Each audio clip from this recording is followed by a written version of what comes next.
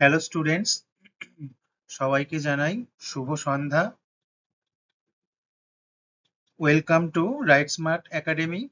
Right Smart একাডেমিতে তোমাদের সবাইকে স্বাগত জানাই। আচ্ছা, সবাই কেমন আছো বলো? আশা করি প্রত্যেকে খুব ভালো আছো। আমি তোমাদের জীবন বিজ্ঞান শিক্ষক ইমরান সর্দার। আচ্ছা স্টুডেন্টস, আমরা লাস্ট ক্লাসে কি পড়েছিলাম? আমরা লাস্ট ক্লাসে পড়েছিলাম অষ্টম শ্রেণীর সপ্তম অধ্যায় অণুজীবের জীবজগৎ সম্পর্কে। অণুজীবেরা কেমন হয়, কত প্রকারের হয়, তাদের কেমন গঠন, অণুজীবীদের কাজ কি, এ সমস্ত কিছু আমরা আমাদের লাস্ট ক্লাসে আলোচনা করেছিলাম। আচ্ছা, তোমরা কি সবাই ভালো করে সেই ক্লাসটা, আমার লাস্ট ক্লাসটা, এই অধ্যায়ের প্রথম ক্লাসটা কি সবাই ভালো করে পড়াশোনা করে এসেছো? আশা করি প্রত্যেকে সবাই ভালো করে পড়াশোনা করছো। ভালো করে পড়াশোনা না করলে কি হয় নিশ্চয়ই সবাই জানো। রেজাল্ট খারাপ হলে নিজের ভবিষ্যৎও অনেকটাই অন্ধকারের মধ্যে চলে যায় বা চলে যাবে। সুতরাং আমাদের কি করতে হবে না, খুব ভালো করে মন দিয়ে পড়াশোনাটা করতে হবে। বাকি সমস্ত কিছুর সাথে দৈনন্দিন জীবনে আরো অনেক কিছু থাকে পড়াশোনা বাদে, সে সবগুলোই তোমরা করবে। সেগুলো বাদ দিয়ে সে শুধু পড়াশোনা করবে সেটা আমি বলবো না। পড়াশোনা বাদে আরো অনেক কিছু অ্যাক্টিভিটিস থাকে ডেইলি লাইফে, সেগুলো তোমরা সবটাই করবে। কিন্তু খেয়াল রাখবে সবকিছুর সাথে যেন পড়াশোনাটাও ভালো করে চলতে থাকে। কারণ আমাদের ভবিষ্যতে তোমরা যদি ভালো জায়গায় যেতে চাও বা কোনো একটা ভালো পদে নিজেকে নিয়ে যেতে চাও, বা কোনো একটা ভালো উচ্চতায়, সমাজের একটা ভালো উচ্চতায় যদি তোমরা নিজেদেরকে নিয়ে যেতে চাও, সেক্ষেত্রে কিন্তু পড়াশোনাটা মাস্ট বা আবশ্যিক হয়ে পড়ে। ভালো পড়াশোনা ছাড়া তোমরা সেই একটা রেসপেক্টিভ জায়গায় নিজেদেরকে নিয়ে যেতে পারবে না। সুতরাং আর যাবতীয় যে কাজই করো সেই সাথে কিন্তু পড়াশোনাটাকে সাথে রেখো। এবার ভালো করে পড়াশোনার জন্য যাবতীয় যা গাইডেন্স, সেটা আমি বা আমাদের মতো আরো শিক্ষকেরা আছেন, তারা ভালোভাবে তোমাদেরকে গাইড করে দেবেন। তোমাকে কি করতে হবে না, তোমাকে পড়াশোনাটা ভালো করে ঠিকঠাক করে করে যেতে হবে। তাহলে বুঝতে পারলে? আচ্ছা, এবার আমি আসি আমার যে লাস্ট ক্লাস, এই অধ্যায়ের প্রথম ক্লাসটা তোমরা কি পড়াশোনা করে এসেছো? আমি কিন্তু পড়া ধরি, এটা তোমরা যারা পুরনো আছো তারা তো জানোই, এবং যারা নতুন আছো তাদেরকেও আমি বলি। আমি কিন্তু প্রত্যেকটা ক্লাস শুরু করার আগে আগের ক্লাসে আমরা যেটা পড়েছিলাম সেই ক্লাসে তোমরা পড়াশোনা করেছো কিনা চেক করার জন্য কিন্তু আমি পড়া ধরি, এবং পড়া কিন্তু তোমাদেরকে করেই আসতে হবে। আমি খুব একদম পরিষ্কার বলে দিচ্ছি যে আমার লাস্ট ক্লাস করে আসবে না, বা পূর্ববর্তী যতগুলো ক্লাস করিয়েছি সেগুলো যারা করবে না, তারা এই প্রেজেন্ট ক্লাসে থাকবে না বা জয়েন হবে না। কারণ আগের ক্লাসগুলোর সাথে বর্তমান ক্লাসের কি থাকে না, লিঙ্ক থাকে। এবার আমি আমি এই ক্লাসটাতে বিভিন্ন জিনিস নিয়ে, টপিক নিয়ে আলোচনা করলাম, বিভিন্ন টপিক নিয়ে বোঝালাম, যার সাথে আমার পূর্ববর্তী ক্লাসের লিঙ্ক রয়েছে। কিন্তু যারা প্রথমে এই ক্লাসে জয়েন হচ্ছ, তারা হয়তো, তাদের ক্ষেত্রে হয়তো বোঝাটা অতটা সুবিধের হবে না, বা তারা বুঝতে পারবে না।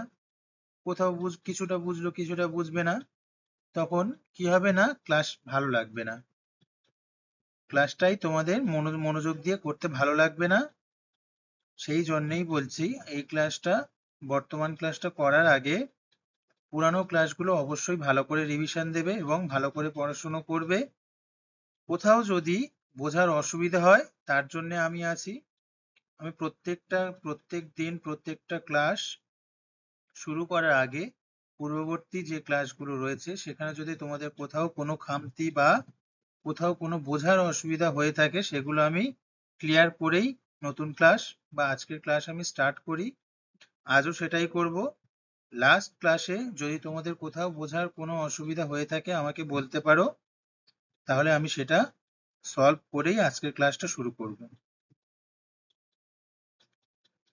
খুব তাড়াতাড়ি আমাকে বলবে, কারণ আমি বেশি সময় নেব না। খুব তাড়াতাড়ি বলবে যে আমাদের লাস্ট ক্লাসে যেটা অণুজীবের জগৎ চ্যাপ্টারটার প্রথম যে ক্লাসটা আমরা পড়েছি, সেখান দিয়ে যদি তোমাদের কোনো রকম বোঝার অসুবিধা হয়ে থাকে তাহলে আমাকে খুব তাড়াতাড়ি জানাও। বাহ, ভেরি গুড। এই তো প্রায় সবাই বলছে যে না আমরা বুঝতে পেরেছি স্যার। ঠিক আছে, বুঝতে পেরেছো যখন তাহলে দেখি তোমরা পড়াশুনো কতটা করছো। আচ্ছা স্টুডেন্টস, আমরা অণুজীবের জগৎ বা অণুজীবের টোটালটা নিয়ে পড়েছিলাম। আচ্ছা বলো তো, খুব বেসিক একটা কোয়েশ্চেন করছি, অণুজীবকে আমরা কত প্রকার বা কয় প্রকারে ভাগ করতে পারি বলো তো? বা অণুজীবেরা প্রধানত কয় প্রকারের হয়ে থাকে? বাহ, ভেরি গুড, প্রধানত 4 প্রকার। তাহলে সেগুলো কি কি?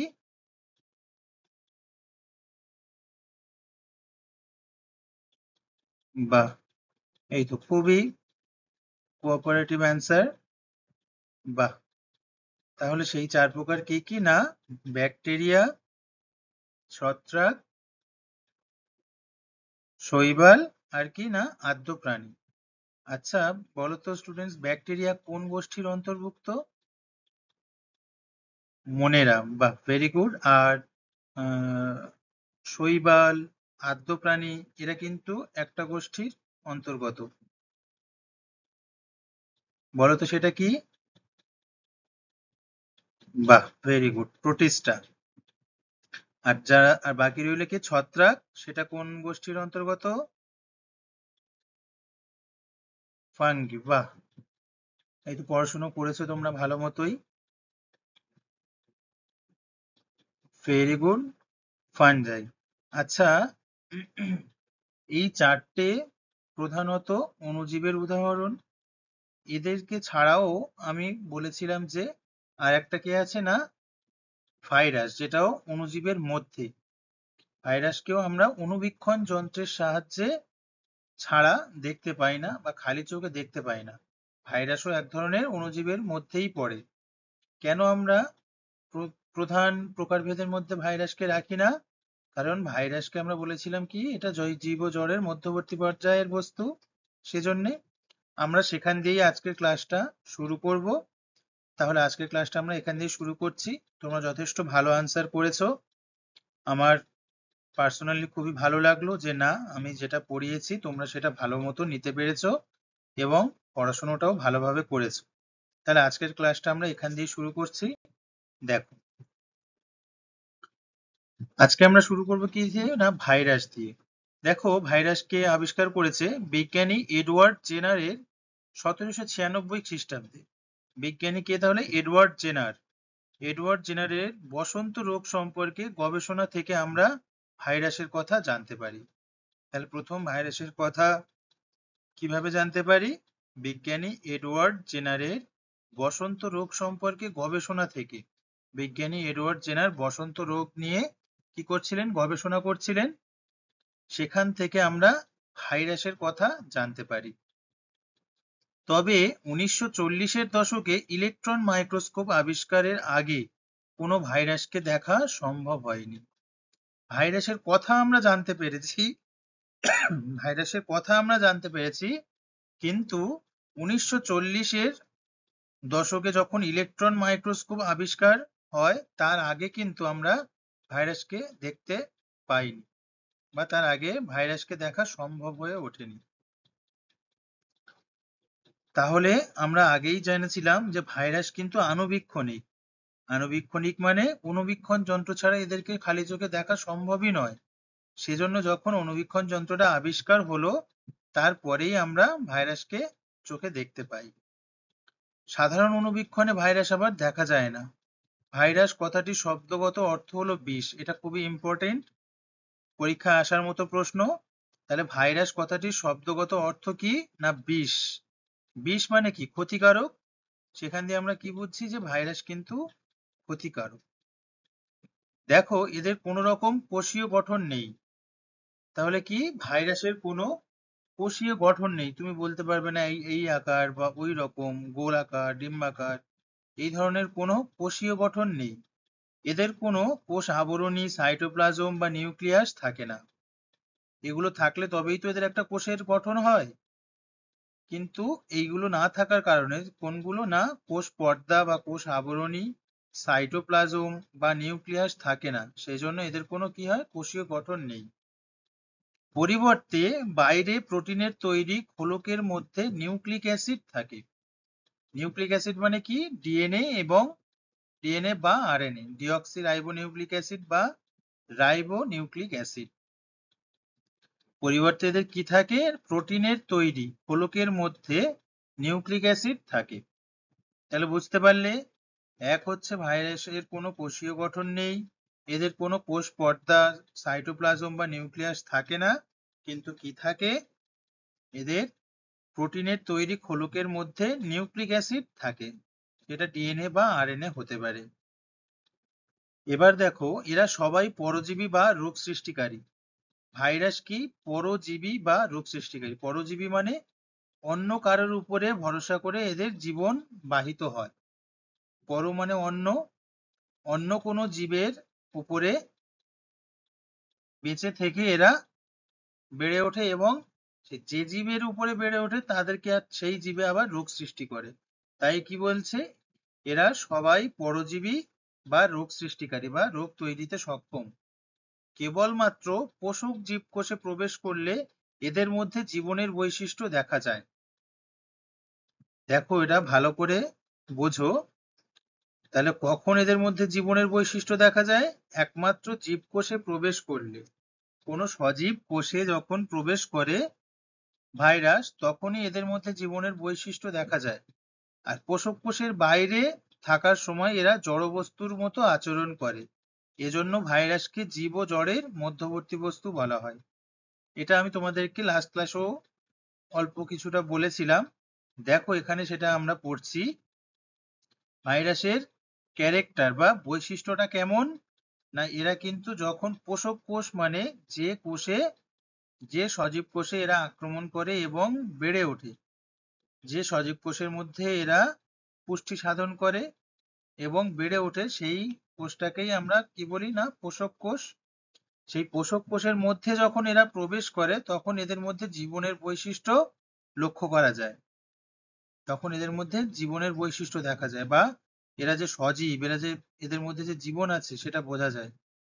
আর পোষক কোষের মধ্যে যখন প্রবেশ করে না, যখন বাইরে থাকে, তখন আবার এরা পুরোপুরি জড়বস্তুর মতো, এদের মধ্যে কোনো প্রাণ থাকে না, কিছুই থাকে না, পুরোপুরি জড়বস্তুর মতো আচরণ করে।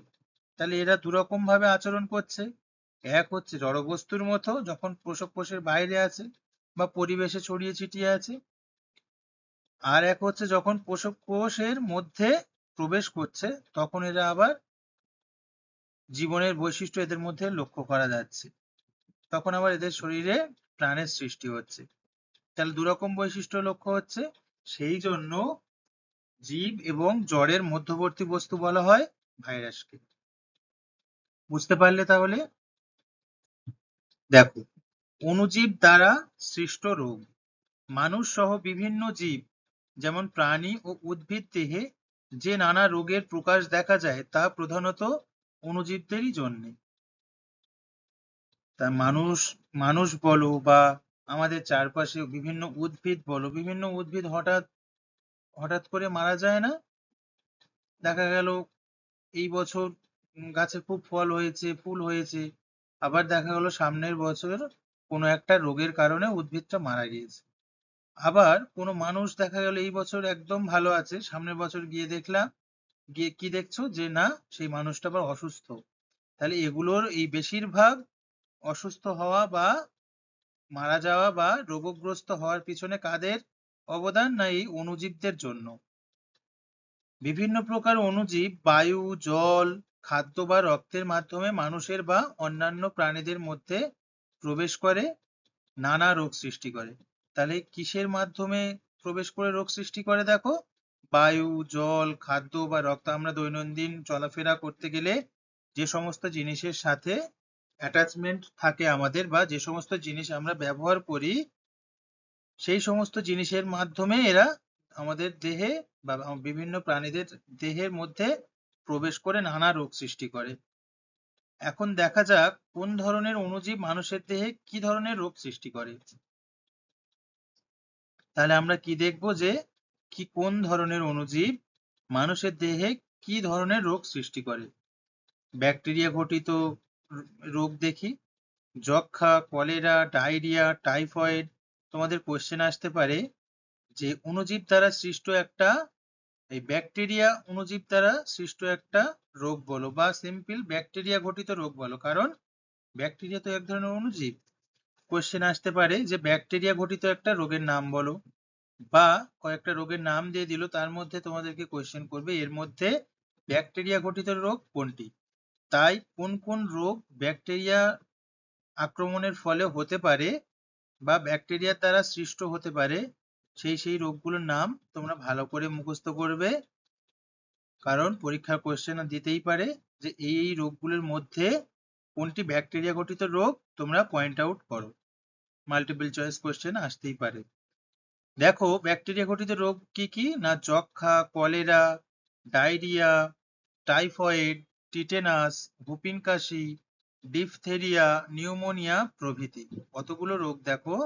এছাড়াও আরো বিভিন্ন রোগ রয়েছে যেগুলি ব্যাকটেরিয়া ঘটিত রোগ। তাহলে ব্যাকটেরিয়া ঘটিত রোগ কি কি? যক্ষা, cholera, diarrhoea, typhoid, tetanus, whooping কাশি, ডিপথেরিয়া, নিউমোনিয়া ইত্যাদি।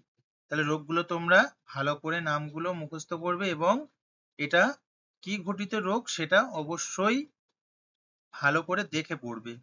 দেখো আবার কিছু ভাইরাস ঘটিত রোগও রয়েছে, যেমন ইনফ্লুয়েঞ্জা, পক্স। পক্স হয় না শরীরে, ছোট ছোট জলের দানার মতো শরীরে বেরিয়ে পড়ে, যেগুলোকে আমরা কি বলি না পক্স, সেটাও এই ভাইরাস ঘটিত রোগ। আর ইনফ্লুয়েঞ্জা আমাদের জ্বর হলে, স্বাভাবিক জ্বর হলে যে ভাইরাসের আক্রমণে হয় সেটা হলো ইনফ্লুয়েঞ্জা ভাইরাস। এটা অতটা মারাত্মক নয়, টাইফয়েড ভাইরাসের মতো, এই টাইফয়েড জ্বরের মতো। কিন্তু ইনফ্লুয়েঞ্জা ভাইরাসের আক্রমণে আমাদের শরীরে কি হয় না, জ্বর আসে। আর কি না মিজলস বা হাম হয়, পোলিও, জলাতঙ্ক, হেপাটাইটিস, ডেঙ্গু জ্বর, এইডস ইত্যাদি। তাহলে ভাইরাস ঘটিত রোগগুলোর নাম তাহলে কি কি ভালো করে মুখস্থ করে নেবে। আমি আরো একবার বলে দিচ্ছি যে ইনফ্লুয়েঞ্জা, পক্স, মিজলস বা পোলিও, জলাতঙ্ক, হেপাটাইটিস, ডেঙ্গু জ্বর, এইডস প্রভৃতি। এই ধরনের রোগগুলি কি না ভাইরাসের আক্রমণের ফলে প্রাণীদেহে ঘটে থাকে। তাহলে এটা খুবই ইম্পর্টেন্ট, কোন অণুজীবের দ্বারা আমাদের শরীরে কি রোগ হচ্ছে সেটা খুবই ভালো করে জেনে নেবে বা মুখস্থ করবে। এরপরে দেখো আদ্য প্রাণী ঘটিত রোগ। আদ্য প্রাণী ঘটিত রোগ কি কি না অ্যামিবিয়াসিস, জিয়ারডিয়াসিস, ম্যালেরিয়া, স্লিপিং সিকনেস, কালাজ্বর ইত্যাদি। তাহলে আদ্য প্রাণী ঘটিত রোগগুলো কি কি না অ্যামিবিয়াসিস, জিয়ারডিয়াসিস, ম্যালেরিয়া, মশার কামড়ের ফলে যে রোগ হয় ম্যালেরিয়া, স্লিপিং সিকনেস যেটা হচ্ছে আমাদের ঘুমের মধ্যে এক ধরনের রোগ হয়, যে ঘুমের মধ্যে অনেকে হাঁটে, ঘুমের মধ্যে ভুল বকে, ঘুমের মধ্যে কি করে না হেঁটে বেড়ায়, তো এটাও এক ধরনের রোগ। কালাজ্বর ইত্যাদি কিসের মাধ্যমে হয় না আদ্য প্রাণী ঘটিত রোগ। আর ছত্রাক ঘটিত রোগ কি দাঁত, হাজা, ছুলি, অ্যালার্জি, নাক, মুখ, কান, গলা বা ফুসফুসের রোগ, খাদ্য বিষাক্তকরণ প্রভৃতি। তাহলে ছত্রাক ঘটিত কি কি রোগ হয় না দাঁত হয়, শরীরে অনেক ধরনের চুলকানি মূলক বিভিন্ন ধরনের রোগ হয়, যেগুলোকে বলি দাঁত, হাজা, ছুলি, অ্যালার্জি, নাক, মুখ, কান, গলা বা ফুসফুসের বিভিন্ন রোগ, খাদ্য বিষাক্তকরণ প্রভৃতি হচ্ছে কি না ছত্রাক ঘটিত রোগ। দেখবে একটা পাউরুটি বা ব্রেড তুমি কিছুদিন যদি রেখে দাও না খেয়ে, ব্রেডের উপরে দেখবে এক ধরনের সবুজ, হালকা সবুজ ধরনের আঁশালো অংশ জমা হয়েছে। সেগুলো তাহলে কি না, সেগুলো হচ্ছে কিন্তু ফাঙ্গাস বা ছত্রাক। দেখো কতগুলি রঙিন ছত্রাক খুব বিষাক্ত ধরনের। দেখবে কিছু ছত্রাক বা মাশরুম রয়েছে না, যেগুলো খাওয়া যায়, অনেকে খায় মাশরুম। কিছু মাশরুম আছে খাওয়া যায়, আবার কিছু দেখবে রঙিন মাশরুম রয়েছে যেগুলো আবার বিষাক্ত, যেগুলো খাওয়া যায় না। সেই রঙিন ছত্রাক দেখবে বিষাক্ত ধরনের, কিছু কিছু এমন রঙিন ছত্রাক রয়েছে সে যেগুলো হচ্ছে বিষাক্ত ধরনের। এই ধরনের ছত্রাক যদি কোনো মানুষ ভুল করে খান, তবে বমি, পাতলা পায়খানা, এমনকি অতিরিক্ত খাওয়ার ফলে মৃত্যু পর্যন্ত হতে পারে। তাহলে এই ধরনের ছত্রাক কতটা বিষাক্ত সেটা বুঝতে পারছো। কিছু ছত্রাক আছে বা কিছু মাশরুম আছে যেগুলো কিন্তু খাওয়া যায়। আর যেমন হচ্ছে ওয়েস্টার ওয়েস্টার বলে এক ধরনের মাশরুম রয়েছে, সেটা খাওয়া যায়, ওয়েস্টার মাশরুম। এই মাশরুমের চাষ হয়, হ্যাঁ, ভালো মতন চাষ হয় এবং এই মাশরুম কিন্তু খাওয়া যায়। আবার কিছু মাশরুম রয়েছে যেগুলো হচ্ছে বেশিরভাগ বিষাক্ত মাশরুম গুলো কি হয় না, রঙিন হয়, কালারফুল হয়, সুন্দর দেখতে হয়। কিন্তু সুন্দর দেখতে জিনিসগুলোই কি সবচেয়ে বেশি ভয়ঙ্কর হয়, কি তাই তো? তাই বেশি সুন্দর জিনিসের পিছনে খুব বেশি দৌড়াবে না। বুঝতে পারলে? আশা করি কি বলতে চেয়েছি বুঝতে পেরেছো। তা আমাদের পড়ায় আসা যাক। রঙিন ছত্রাক যেগুলো কিন্তু কালারফুল ছত্রাক বা কালারফুল মাশরুম যেগুলো হয়, সেগুলো কিন্তু আবার খুব বিষাক্ত ধরনের। এই ধরনের ছত্রাক যদি কেউ কোনো মানুষ বেশি করে খেয়ে ফেলে, তার মৃত্যু অবধি ঘটতে পারে। তাহলে বুঝতে পারলে এই অবধি? চলো দেখো, মানুষের দেহে কোন কোন পথ দিয়ে কোন কোন রোগের অণুজীব প্রবেশ করে, ভালো করে দেখে নাও এবং এর থেকে তোমরা নিজেরাও সতর্ক হবে। দেখো কোন কোন পথ দিয়ে মানুষের দেহে কোন কোন রোগের অণুজীব প্রবেশ করে। দেখো, পানীয় জলের মাধ্যমে কোন রোগের অণুজীব প্রবেশ করে না, ডায়রিয়া। যে পানীয় জলের মাধ্যমে ঘটে থাকে, খুব নোংরা জল যদি তুমি খেয়ে নাও হঠাৎ করে না বুঝে, তার ভিতরে কি কি কোন রোগের জীবাণু যেতে পারে না, ডায়রিয়া। এছাড়াও অনেক রোগের জীবাণু থাকে, আমরা তার মধ্যে কয়েকটা রোগের নাম এখানে উল্লেখ করছি। প্রচুর পরিমাণে রোগের জীবাণু থাকে, কিন্তু ডায়রিয়া রোগের জীবাণু কি হয় না, পানীয় জলের মাধ্যমে প্রবেশ করে। হাঁচি কাশির সময় সংক্রামিত বায়ুর শ্বাস গ্রহণের মাধ্যমে কি হয় না, যক্ষ্মা। কোনো হয়তো কোনো রোগী যার যক্ষ্মা হয়েছে, বা একে টিভি বলা হয় আবার, তার যক্ষ্মা হয়েছে আমরা হয়তো জানি না। সেই রোগীটা কি হয়, যখন হাঁচি হাঁচি করে বা কাশি করে, সেই সময় তার হাঁচি এবং কাশির সঙ্গে যে বায়ুটা বেরিয়ে আসে, সেটা হচ্ছে সেই যক্ষ্মা রোগের সংক্রামিত বায়ু। সেই বায়ু তার কাছে যিনি যদি কেউ থাকে, তার শ্বাস গ্রহণের মাধ্যমে যদি তার শরীরের মধ্যে যায়, তখন সেই ব্যক্তি বা সেই প্রাণীটি যক্ষ্মা রোগে আক্রান্ত হতে পারে। আর আর দেখো খাদ্যের মাধ্যমে কি রোগের জীবাণু থাকে না, এমবিয়াসিস রোগের, যেটা হচ্ছে আদ্য প্রাণী গঠিত রোগ। খাদ্যের মাধ্যমে তাহলে কি যায় না, এমবিয়াসিস। রক্ত সঞ্চালনের মাধ্যমে দেখো হেপাটাইটিস রোগ হয়। রক্তের মাধ্যমে বা রক্ত সঞ্চালনের মাধ্যমে কোন রোগ হয় না, হেপাটাইটিস। বাহকের মাধ্যমে কি হয় না, ম্যালেরিয়া। একটা মশা, এই ম্যালেরিয়া রোগের জীবাণু এক একটা একজনের শরীরের রক্ত, একটা ম্যালেরিয়া আক্রান্ত মানুষের শরীরের রক্ত সেই মশাটা কি করে, বাহন করে। বাহন করে এসে যখন একটা ভালো মানুষের শরীরে এসে বসে রক্ত খেতে যায়, তখন কি হয়, সেই ম্যালেরিয়া রোগের জীবাণুটা তার শরীরে চলে যায়। এইভাবে কি হয়, ম্যালেরিয়া রোগ ছড়াতে থাকে। তাহলে এটা কিসের মাধ্যমে হচ্ছে না, বাহকের মাধ্যমে। এখানে মশাটা বাহকের কাজ করে। এছাড়াও আরো অন্যান্য ভাবে কিছু রোগ ছড়ায়, যেটা যেমন হলো এইডস। এইডস হলো ভাইরাস ঘটিত একটা রোগ, একটু আগেই আমরা পড়ছিলাম। তাহলে এটা আরো অন্যান্য ভাবে, যেমন ধরো কোনো নাপিত, তোমরা নাপিতের দোকানে লক্ষ্য করবে যে জিনিসটা দিয়ে চুল কাটে সেখানেও এবার সে নাপিতের দোকানে ডেইলি বা নিত্যদিন অনেকে যায় চুল কাটতে। এবার এই নাপিত কি ইউজ করে, চুল কাটার একটা যন্ত্র ইউজ করে, সেই যন্ত্রটা দিয়ে একজনের কাটছে আবার 100 জনেরও কাটছে। এইবার যে ব্যক্তিটি এইডস রোগে আক্রান্ত, সে নাপিত তো আর জানে না যে কোন ব্যক্তি এইডস রোগে আক্রান্ত। তার কাজ হচ্ছে কি চুল কাটা। এবার সে যখন সেই এইডস রোগী চুল কেটে তারপরে অন্য একটা ভালো মানুষের চুল কাটতে যাবে, সেই সময় কি হয়, অলরেডি সেই যন্ত্রের গায়ে এইডস রোগের ভাইরাসটা লেগে থাকতে পারে। কারণ এই এইডস রোগের ভাইরাসটা রক্তের মাধ্যমেও ছড়ায় বা দেহ রসের মাধ্যমেও ছড়ায়। এবার সাপোজ চুল কাটতে গিয়ে সেই যন্ত্রের গায়ে যদি কোনো রক্ত বা দেহ রস যদি লেগে যায়, তাহলে সেখানে কি থেকে যায় না, সেই এইডস রোগের ভাইরাসটা সেখানে লেগে যায়। এইভাবে কি হয়, এইডস রোগের ভাইরাসটা ছড়াতে পারে। এটা একটা মাত্র উপায়ের কথা বা মাধ্যমের কথা বললাম, এরকম আরো অন্যান্য অনেক রকম উপায়ে এইডস রোগের ভাইরাসটা ছড়িয়ে যায়। তাহলে বুঝতে পারলে কেমন ভাবে কোন কোন পথ দিয়ে কি কি রোগের অণুজীব প্রবেশ করে মানুষের দেহে বা বিভিন্ন প্রাণীর দেহে। চলো, এরপর আমরা দেখব জীবজগতের সঙ্গে আন্তঃসম্পর্ক। কি সম্পর্ক রয়েছে এই অণুজীবদের, জীবজগতের সঙ্গে কি সম্পর্কে এরা জড়িত। দেখো, এরা 3 ধরনের সম্পর্কে জীবজগতের সাথে জড়িত। সেই 3 ধরনের সম্পর্কগুলো কি কি না, এক হচ্ছে পরজীবী, দ্বিতীয় হলো মিথজীবী, আর তৃতীয় হলো কি সম্পর্ক না, মৃতজীবী সম্পর্ক।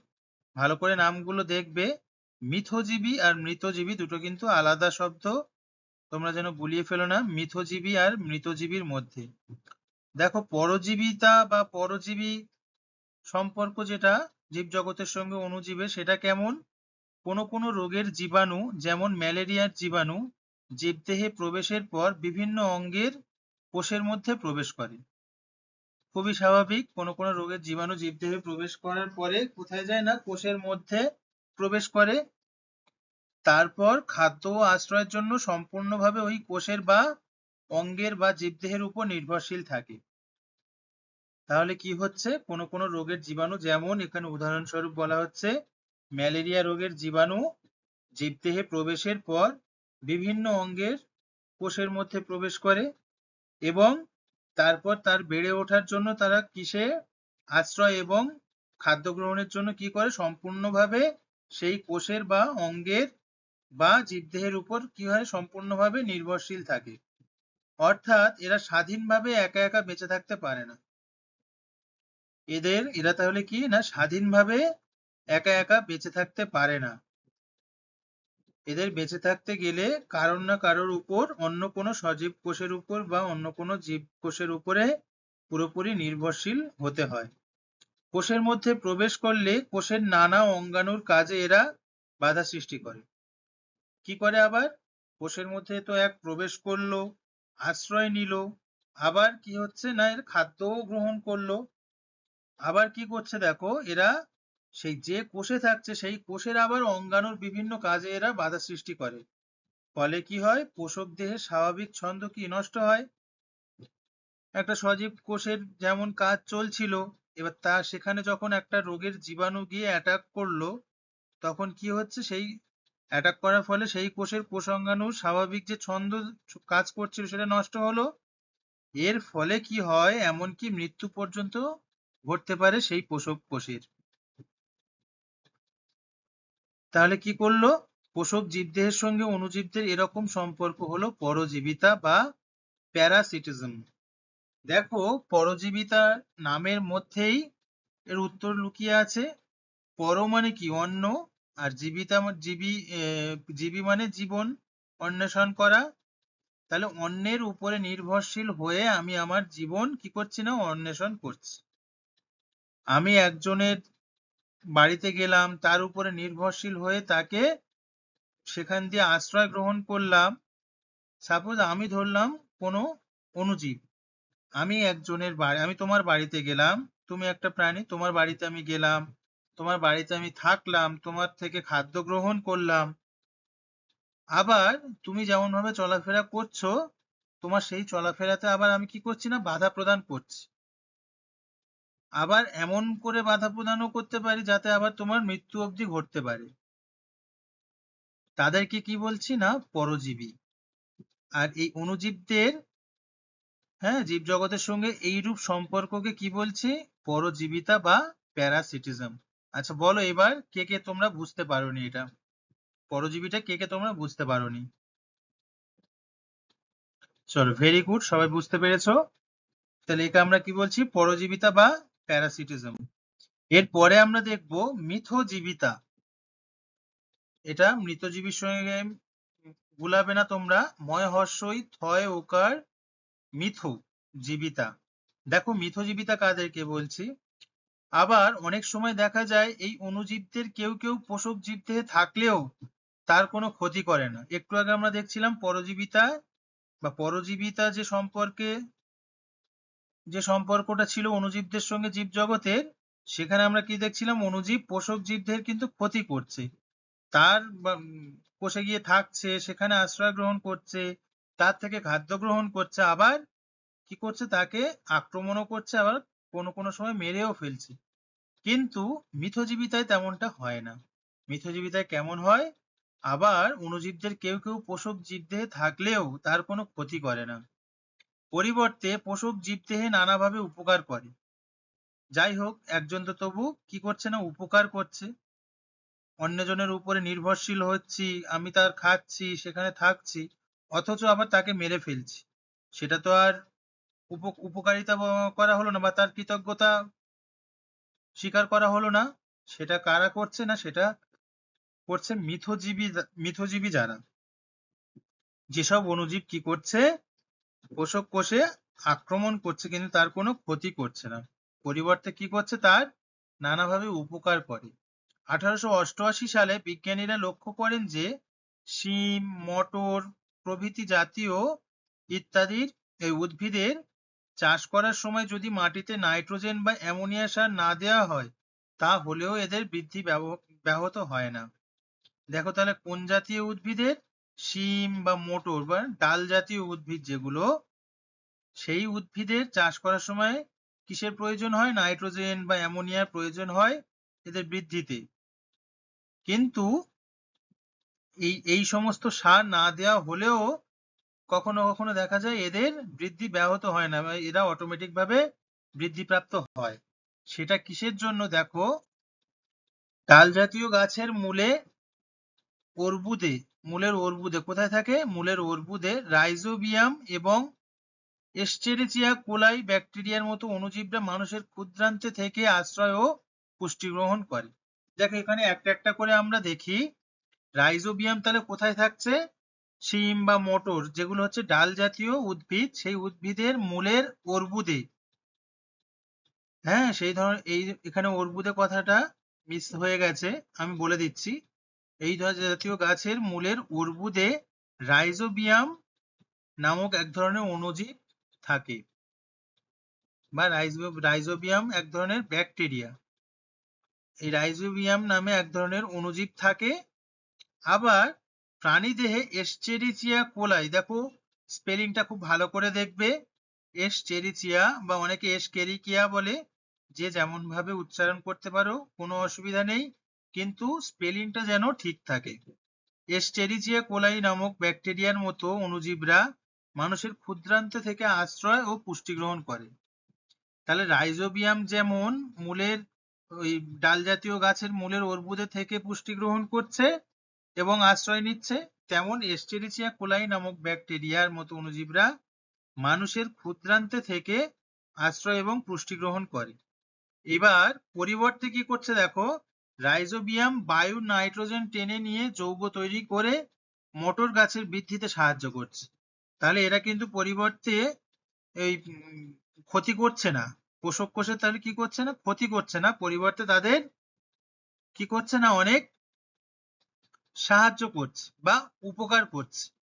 কিভাবে উপকার করছে, যেমন উদ্ভিদের ক্ষেত্রে দেখো রাইজোবিয়াম বায়ুর নাইট্রোজেন টেনে নিয়ে যৌগ তৈরি করে মটর গাছের বৃদ্ধিতে সাহায্য করে। তাহলে এটা এক ধরনের উপকারিতা।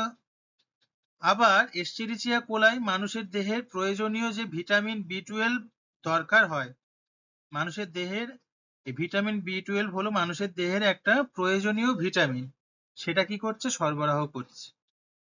এবার এটার বিভিন্ন পদ্ধতিতে সরবরাহ করে, সেটা আমরা এখন আমাদের জানার বিষয় নয়।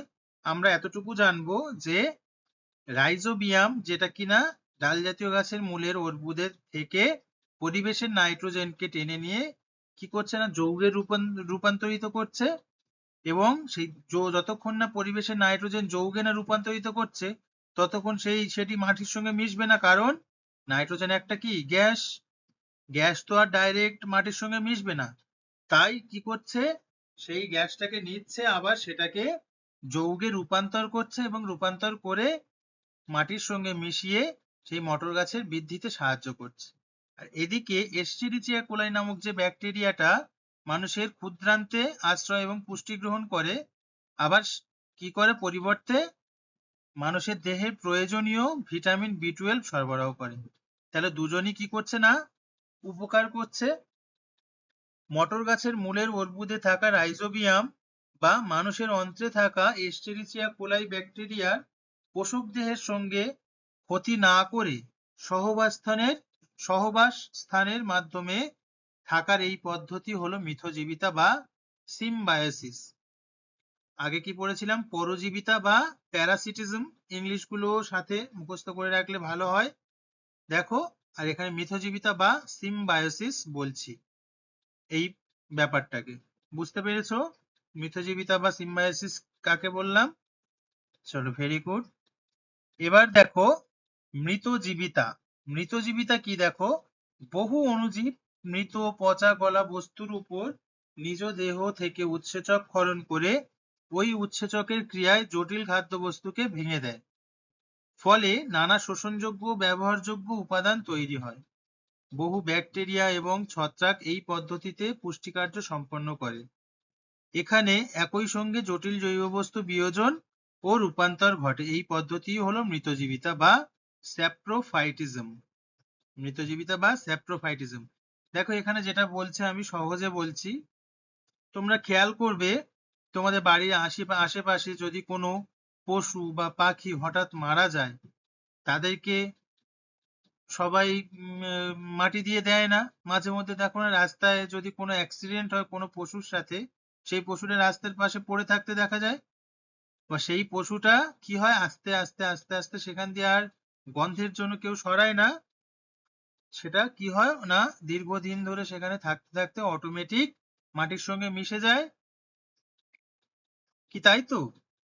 তাহলে সেটা কিভাবে হচ্ছে? নিশ্চয়ই কেউ কিছু না হলে, তার মধ্যে কোনো ধরনের কোনো বিক্রিয়া না ঘটলে অটোমেটিক মাটির সঙ্গে মিশবে না। সেই কাজটা কারা করে? বিভিন্ন ধরনের অণুজীব, বিভিন্ন ধরনের ব্যাকটেরিয়া। দেখো, সেই যে পচা গলা বস্তু, সেই বস্তুর উপরে কি করে? অণুজীবেরা গিয়ে বসে বা আক্রমণ করে। বসে অণুজীবেরা নিজেদের দেহ থেকে উৎসেচক ক্ষরণ করে বিভিন্ন ধরনের, এবং সেই উৎসেচক ক্ষরণের ফলে সেই পচা গলা বস্তুটি আস্তে আস্তে কি হয় না বিয়োজিত হয়, বা আস্তে আস্তে তাদের শরীর থেকে মাংসগুলো কি হয় আস্তে আস্তে বিয়োজিত হয়ে হাড়ে রূপান্তরিত। শেষমেশ কি থাকে? হাড় পড়ে থাকে না, বা কঙ্কালটা পড়ে থাকে। সেই কঙ্কাল দিয়ে আবার কি হয়? নানান দ্রব্য বস্তু বা নানান কাজে লেগে যায়। সেটাই বলছে, দেখো, এই ধরনের অণুজীবরা মৃতজীবিতা কে কাদেরকে বলছি?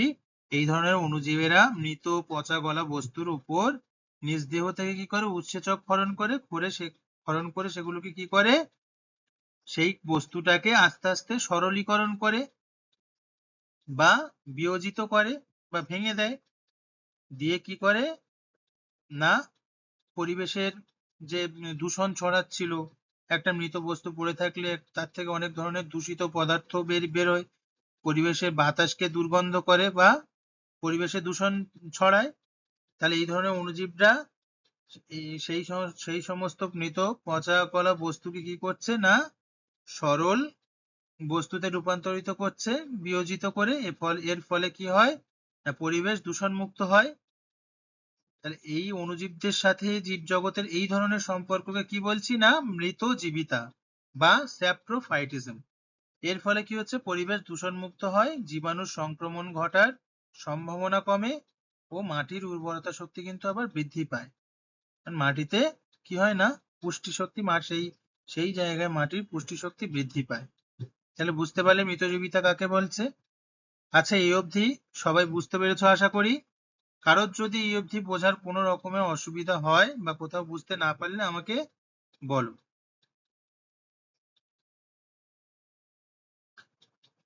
চলো, ভেরি গুড, তাহলে সবাই বুঝতে পেরেছো এই অবধি আশা করি।